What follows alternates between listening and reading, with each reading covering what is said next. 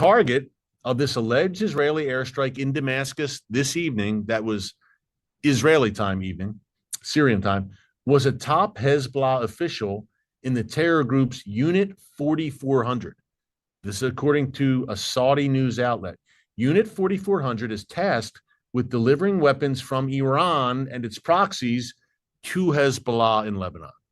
So if this is the case and this operative was taken out, this makes sense because Israel has put a premium in the past few weeks since it started the ground invasion of Hezbollah and started to tighten the noose around Hezbollah's neck.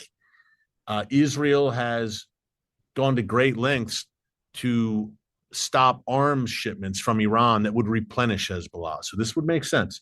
The strike was carried out against an apartment building in the Meza district of Damascus, a few hundred meters from, surprise, surprise, the Iranian embassy.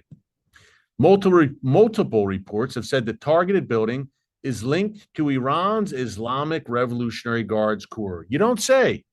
And here's a Jerusalem Post also talking about this strike. The headline, Israel targets Damascus building frequented by Iran's Islamic Revolutionary Guards Corps, or the IRGC, and Hezbollah officials from these two terror organizations.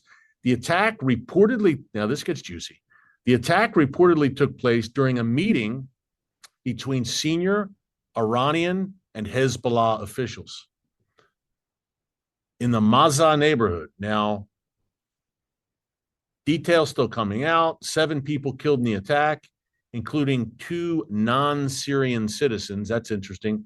This is a Saudi news outlet reporting this. So Hezbollah and the IRGC meeting in Damascus, which means who knows who was targeted in this attack. But if there were Iranian officials targeted as well, that's a big deal. So the dust is still settling and the rubble is still smoldering in Damascus right now. But I'd wager to say we'll have more on this tomorrow as more details emerge. Look, Iran is wholly committed to using Damascus as a hub and a base. They've proven time and time again. Damascus International Airport has been the main transit point for Iran to transit weapons to Hezbollah time and time again. Have you heard about this? Not having it. So Damascus, Iran may eventually, or perhaps Bashar al-Assad, who's an Iranian proxy, may eventually overplay his hand in Damascus and do something very foolish, something very destructive or foolish emanates from Syria that forces an overwhelming response. Some have said maybe they bring it on themselves. Maybe there's an explosion or some sort of Damascus that's self-inflicted, like we saw in Beirut back in August 2020, where you saw a mushroom cloud over Beirut at the port there. Who knows? What I can tell you is this: Iran is playing with fire, as is the Assad regime. These are guests of the Assad regime, Iran and Hezbollah. So they're playing with fire, no doubt. And I've been saying evil is arrogant and evil is quite stupid. And you see, once again, you're meeting at an apartment building in Damascus, Iranian and Hezbollah officials. After all we've seen the past 3 weeks alone, where Israel's taken out Hezbollah's entire leadership, really the past 2 months, took out Hanea in Tehran. It goes on and on and on. And all the strikes Israel's conducted in Damascus, yet you're still meeting in Damascus. And I mean, what did you expect? But here's the problem for them, and I can't say I feel sorry for them. The Iranian Axis, after Operation Exploding Beeper and the walkie-talkies, they don't know who to trust. They don't know how to communicate. Is it Pony Express? Is it carrier pigeon? Maybe they'll send a Raven from Tehran to Damascus. But in all seriousness, the paranoia must be at an all-time high. They must assume the only way they can meet is in person. But here's the further problem for them. Israel clearly has amazing intelligence in Syria and Lebanon and inside Iran. It's good to see evil on the run for once, isn't it?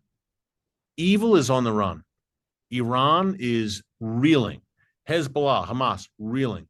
Truly evil demonic forces, as we were reminded yesterday on the 1-year anniversary of October 7th. But I'll say it yet again, folks. Hamas and Hezbollah signed their own death warrants last year, October 7th and October 8th. Hamas on the 7th, Hezbollah on the 8th, one day later, when both of these terror cults unilaterally attacked Israel without provocation. They signed their own death warrants. Iran may very well have done the same thing last week with that ballistic missile attack.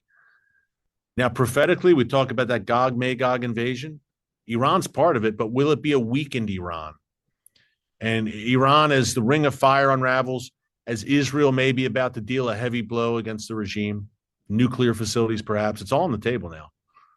Does Iran kind of limp into that coalition, that Ezekiel confederation, a vengeful Iran, licking its wounds, that is cleaving closer to nation states now like Russia and Turkey? Look, the terror proxies have proved to be undependable. They're smashed. Israel is systematically smashing all of them. And guess what? In the next few weeks, when Israel perhaps finishes up with major ground operations in southern Lebanon, they may just go after the Houthis. Not a massive food. Be some strikes to weaken the Houthis further. And the remaining rings on that Iranian ring of fire, Iraq as well, after there's been some deadly attacks launched from there. But a historic moment again for Israel to do what I think needs to be done for the free world. We'll see if they do it. Real quick, Hezbollah ceasefire. Now, why would they want that? Even the Biden administration had to admit. Here it is. Hezbollah's sudden call for a ceasefire shows the terror group is on its back foot and, quote, getting battered, said U.S. State Department spokesperson Matthew Miller. Huh. You don't say. For a year, you had the world calling for a ceasefire, and you had Hezbollah refusing to agree to one. This is the State Department official. Now that Hezbollah is on the back foot and is getting battered, suddenly they're changing their tune and they want a ceasefire. Well, golly, interesting how that works.